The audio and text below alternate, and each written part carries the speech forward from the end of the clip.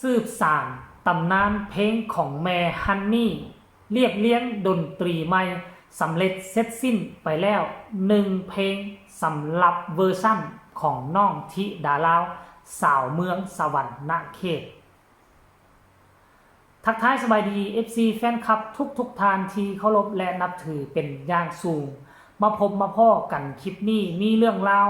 ความคืบหน้าของการแกะคอร์ดทำนองดนตรีใหม่ของเพลงเก่าของแม่ฮันนี่สีอีสานที่จะเอามาถ่ายทอดคืนใหม่ผ่านเด็กน้อยคนนี้ชื่อว่าน้องธิดาลาวหญิงสาวลาวจากแขวงสวรรณเขต FC แฟนคลับดังที่ทุกคนได้ฮู้จักกันดีแล้วว่าโดยความโชคดีของน้องธิดาลาวเนาะน้องมีบุญวาสนาต่อแม่ฮันนี่ต่อพอดาวบ้านดอนผู้แต่งเพลงผู้ปลุกผู้ปั้นแม่ฮันนี่จึงเฮ็ดให้มีกระแสโด่งดังเมื่ออดีตแล้วมาปี2025นี่มีเด็กหญิงคนหนึ่งเนาะบางคนก็ว่าหน้าตาคล้ายกับแม่ฮันนี่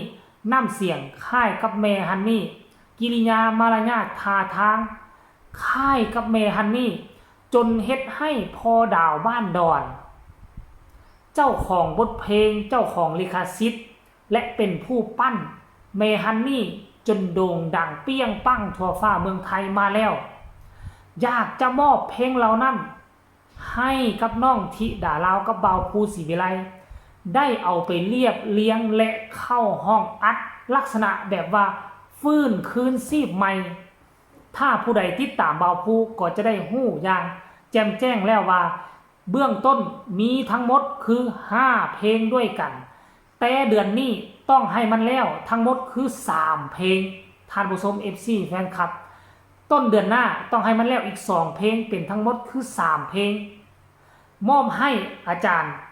โนซานนท์และในที่สุดเนาะผ่านไปประมาณเกือบอาทิตย์มื้อนี้การเรียบเรียงเสียงดนตรีของอาจารย์โนก็ได้ออกมาแล้วซึ่งเพิ่นปล่อยออกมาเป็นสาธารณะแล้วก็แท็กไปใส่กลุ่มบ้านฮักบ้านโฮมฮักของน้องธิดาลาวและเพิ่นก็เขียนว่าบทเพลงสืบสานตำนานเพลงแม่ฮันนี่สีอีสานถ่ายทอดโดยน้องธิดาลาวศรีวิไลเรียบเรียงดนตรีใหม่โดยกระผมเองว่าสั้นเพลงฝันรักฝันร้ายเซตไป1เพลงเหลืออีก2เพลงลุยสรุปแล้วเพลงแรกที่เลือกมาแกะคอร์ดและเรียบเรียงดนตรีใหม่นั่นก็คือเพลงฝันรักฝันร้ายซึ่งเป็นเพลงที่พ่อดาวบ้านดอนเลือกให้เองกับมือของตนเองน้องคงอยากจะได้ยินเสียงห้องอันไพเราะเสียงของบุคคลที่ค่ายคือแม่ฮันนี่ที่สุดที่พอเพิ่นเลือกมาท่านผู้ชม FC แฟนคลับรายละเอียดให้ทุกคนไปฟังทำนองและเสียงดนตรีตัวนี้สากลเสียงมันจะออกโจ๊ะโจ๊ะ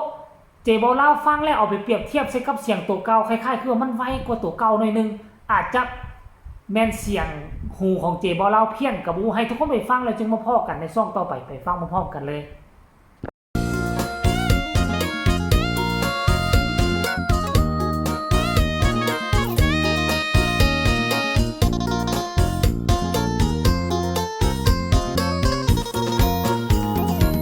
ฝันเห็นทุกคืน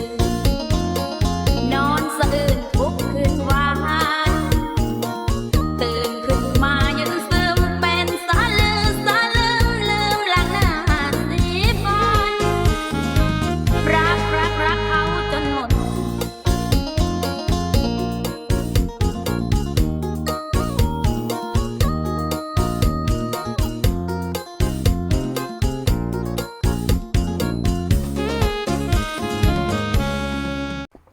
นะทุกคนอันนั่นคือการเคลื่อนไหวล่าสุดของอาจารย์โนชานนท์เนาะซึ่งเป็นห้องอัดเป็นอาจารย์ที่ห้องอัดที่มีคุณภาพที่ทั้งบ่าวภูศรีวิไลใช้บริการเป็นประจำสำหรับเพลงของน้องธิดาลาวท่านผู้ชม FC แฟนคลับนี่ถือว่าเป็นข่าวดีข่าวใหม่ข่าวใหญ่ที่สุดก็ว่าได้ปัจจุบันนี้กระแสของน้องธิดาลาวก็อาจจะเงียบไปแน่จักหน่อยนึงเพราะว่าบ่มีการบ่มีงาน บ่มีเวทีใดที่จะเอาไปขึ้นเนาะแต่ว่ารอถ้าช่วงท้ายเดือนนี้มีงานแน่นอนเนาะเพราะมันจะมีงานกับอลังการโชว์ 2-3 งานแม่นบ่ล่ะแล้วก็กับต้นเดือนหน้าก็คือว่ามีอยู่แล้วกับงานอยู่ทางฝั่งลาวท่านผู้ชม FC แฟนคลับเฮาต้องติดตามอย่างใกล้ชิดหลังจากที่ดนตรี3เพลงนี้แล้วน้องธิดาลาวก็จะเข้าห้องอัดท่านผู้ชมแต่ว่าก่อนที่น้องจะเข้าห้องอัดน่ะมีนัดหมายกันขั้นถ้าจำบ่ผิดก็คือวันที่27ของเดือนนี้ละ27ของเดือนนี้จะยกขันเข้าไปกราบพ่อดาวบ้านดอนเข้าไปกราบศาลแม่ฮันนี่อีกครั้งหนึ่งเนาะเพื่อจะไปกราบเป็นลูกเป็นหลานเป็นลูกศอกลูกศิษย์ที่จะนำเอาเพลงนั้นมาฟื้นคืนชีพใหม่นั่นเองท่านผู้ชมอันนี้มันเป็นเรื่องเล่าดีๆเป็นนิมิตหมายที่ดีผู้ที่ทำหน้าที่แกะเรียบเรียงดนตรีขึ้นใหม่ก็เฮ็ดไปทั้งน้องธิดาลาวก็พอผู้ศรีวิไลก็ซ้อมเพลง4-5 เพลงนี้ไว้เป็นประจำโดยเฉพาะคือค่ำคืนนี้ได้ยินข่าวดีว่าโอ้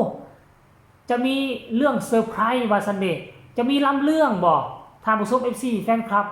มาที่นอนนาคาเฟ่เฮามาลุ้นน้ำกันเบิ่งดูว่ามันจะสนุกสนานเพียงใดในค่ำคืนนี้แล้วน้องธิดาลาวจะมีโซอีหยังมาเซอร์ไพรส์พ่อแม่ในค่ำคืนนี้บ่ความจริงแล้วมื้ออื่นพุ่นแหละวันที่18นั่นบ่จะเป็นมื้อจริงแม่นบ่ล่ะมื้อนี้คือ17เนาะแต่ว่าก็ถือว่าเป็นเรื่องสนุกสนานที่จะเอามาคับกล่อมบรรดา FC แฟนคลับมาร่วมการร่วมงานมาร่วมบุญกฐินนำครั้งนี้แล้วมาเบิ่งว่าค่ำคืนนี้จะมีคนหลั่งไหลกันมาหลายหรือบ่จะมี FC ทางไกลมาบ่หรือว่าจะมีพ่อแม่ชาวบ้านใกล้เคียง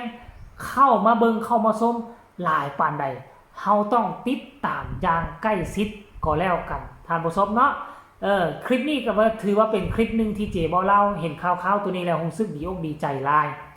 แทนน้องธิดาลาวดังที่เฮาฮู้จักกันดีแล้วล่ะ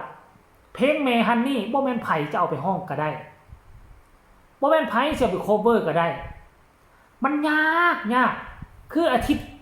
ที่ผ่านมานี่เห็นบ่ล่ะได้ยินว่าถึงขั้นฟ้องห้องกันขึ้นห้องขึ้นศาลแจ้งขอบแจ้งความถึงคนที่เอาเพลงไปห้องแต่ว่าน้องธิดาลาวเป็นผู้ใดเป็นไผขั้นท่ากรณีว่าดวงบ่ดึงเข้าหาพ่อดาวบ้านดอนเนาะขั้นท่าว่าดวงน้องบ่เกี่ยวข้องกับแม่ฮันนี่พ่อดาวบ้านดองน่ะระดับครูบาอาจารย์นักปั้นมือทองผู้แต่งเพลงดังทั่วโลก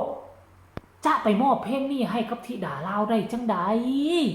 นี่แหละคือสิ่งที่ค่อยงึดที่ค่อยง้อเป็นสิ่งมหัศจรรย์ก็แล้วกันเนาะเป็นสิ่งที่ทุกคนหาคำตอบบ่ได้